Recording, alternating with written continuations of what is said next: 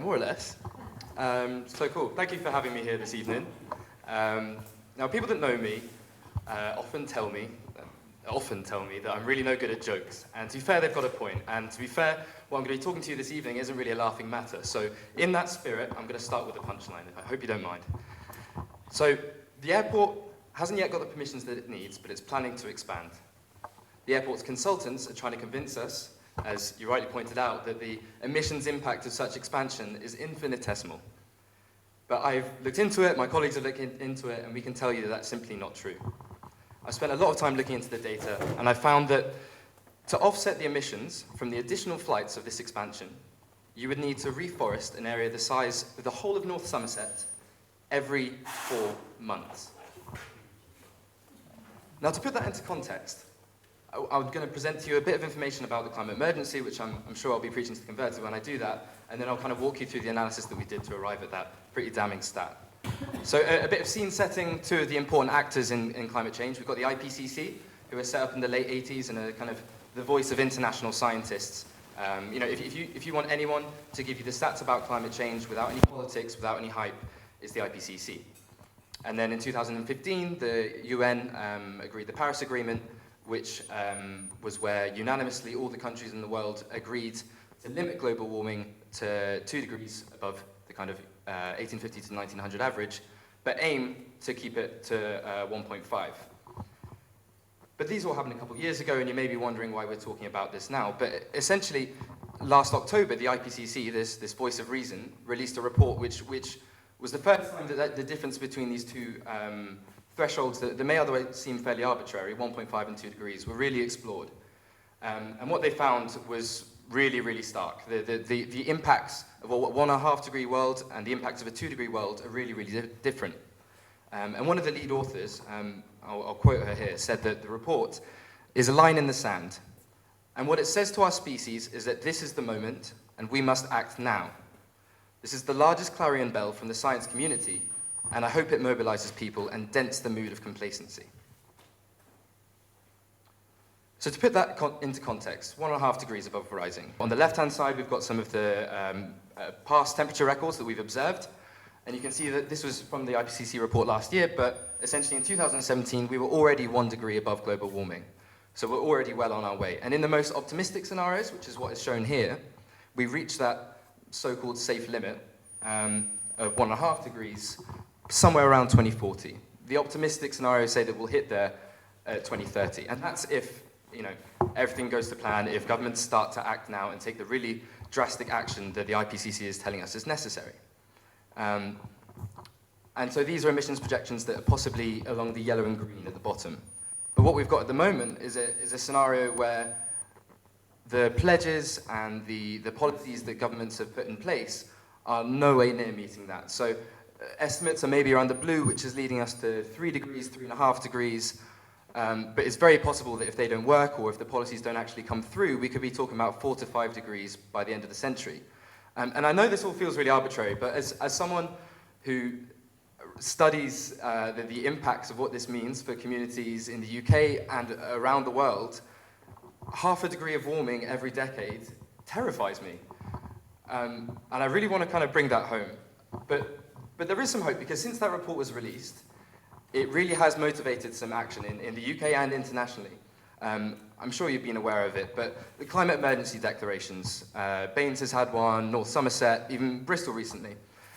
So that's really encouraging. We have declarations of kind of recognizing that we are in an emergency situation and committing to carbon neutrality by 2030. Even the national government a few weeks back, maybe a couple months ago now, committed to carbon neutrality by 2050. So, I mean, for reasons I won't go into, that's far too late, but we are starting to get this traction in legislation. But for now, that's all that really is. That is just a target, and it hasn't yet been followed through with the actions. And the actions we need to see are doing more of the good things, so the renewables, the public transport, but also, really importantly, doing less of the bad things. Which brings me neatly on to Bristol Airport. So, for the next few slides, there's going to be a lot of charts. But what we've got up here is we've got emissions on the left axis, and we've got the emissions from North Somerset Council, in which the airport is situated over that time. So these are the emissions that are labelled as within the sphere of influence of the council. So that includes emissions from my house or houses like yours, from the cars and the buses that pass through, as well as all the businesses in the area. In 2017, that was around 1 million tons of carbon dioxide, a megaton. And they have committed to getting that to zero by 2030. With some really hard work from the council, with some transformative changes that will affect every single one of the residents in that council, they are going to hit carbon neutrality by 2030, which is a fantastic effort. But what this doesn't include is emissions from the aircraft that are leaving the airport within those boundaries. So if I include some historic emissions taken from the airport master plan and also from the planning application, historic observed emissions, then these layer on top like that. So this isn't hidden behind, this is stacked on top. And in 2017, the latest data shows that they added around 750,000 tons. So about 75% of the entire county's emissions were added on top just from the flights coming from the council.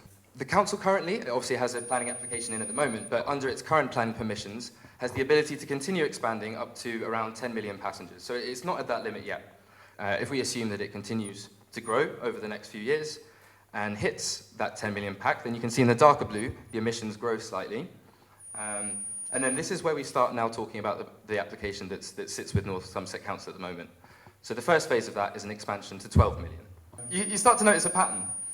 And essentially what the pattern is that all the efforts of the people in North Somerset, all the efforts of North Somerset councillors are completely neutralised by the expanding airport. And the overall emissions coming from North Somerset aren't changing at all. And I wish I could stop there, but the 12 million cap is just the beginning of the planning application. It's part of a longer-term strategy to increase to 20 million. So if we add that into the equation, then you can see further out, way past 2030, that all the efforts that have been put in are not just neutralised, but it gets worse. By 2040, we're talking about just over 2 megatons of carbon dioxide every single year. And I wish I could stop there. But this is just talking about carbon dioxide. And without getting too technical, there is a real difference between carbon dioxide that's emitted from a car on the road and from a plane in the sky. So the altitude it's emitted at, along with something called contrails, which is kind of the water vapor, the clouds that you see, means that, it's a term called radiative forcing, means that the impact of carbon emissions from planes is a lot worse. And the estimates are between 2 and 4. You can take the total of carbon emissions and multiply it by 2 to 4 to get the true climate impact of planes. So let's be conservative and let's just double it. And that's what it begins to look like. But what this also doesn't take into account is something called well-to-wheels emissions. So the fuel doesn't magically appear in the tank of the airplane. It has to be extracted from the ground, it has to be refined, it has to be transported to the planes. And so if we add these on, we get a little bit more. And also, if you go a little further again, to deal with an expanded airport, we're going to need more planes. And to build a plane, you need emissions to go into that. So if we start taking this into account, it's a small line, but it's not inconsequential at all.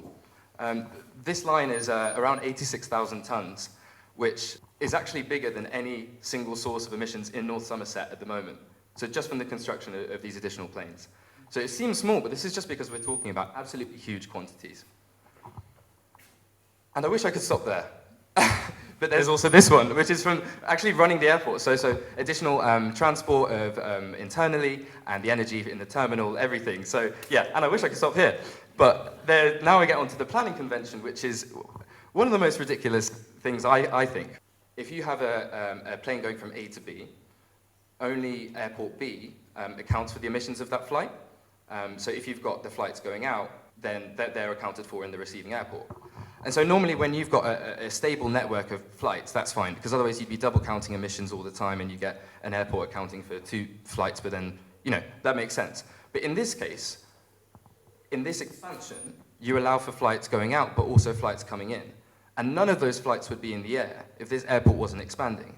So it makes absolutely no sense to attribute the emissions from the flights going one way to some arbitrary airport in Europe or elsewhere in the UK, when that wouldn't be happening in this expansion. So although that makes sense in a steady state, it doesn't make sense in the context of an expansion planning application. So if we add that on, then you get this pink on top.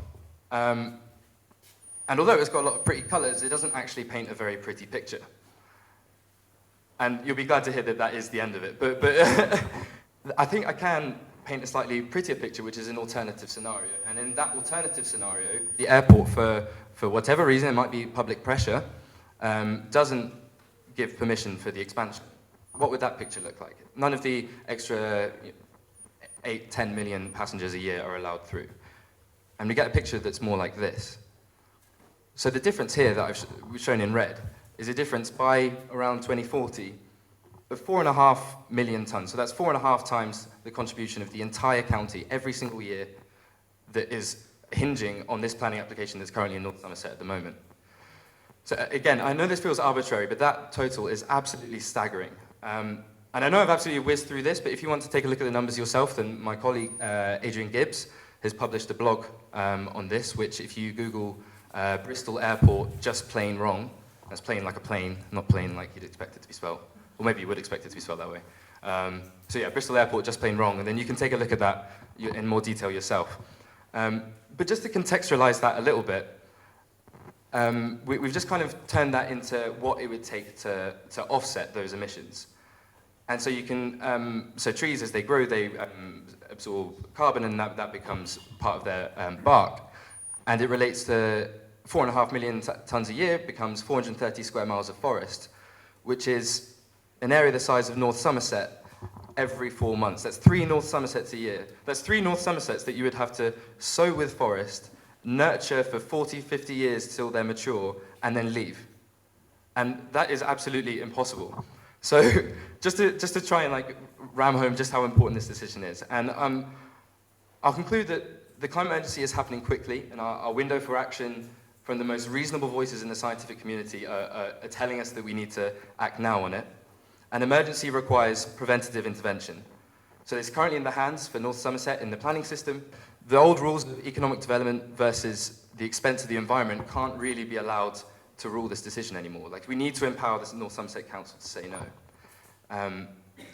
But one last bit of good news is that in Stansted are going through a similar process at the moment. They're a little bit further ahead than Bristol Airport, but they've also had an expansion application in at the moment, and they delivered a petition of around 1,600 people from the local community to Uttlesford Council. And that was enough for Uttlesford Council to call an extraordinary meeting, and all of a sudden it had provisional approval, and they've now called it in because they needed to look at the bigger picture. So I hope I've given to you an idea of what our bigger picture is, and I hope you see that as a call to action. So thank you.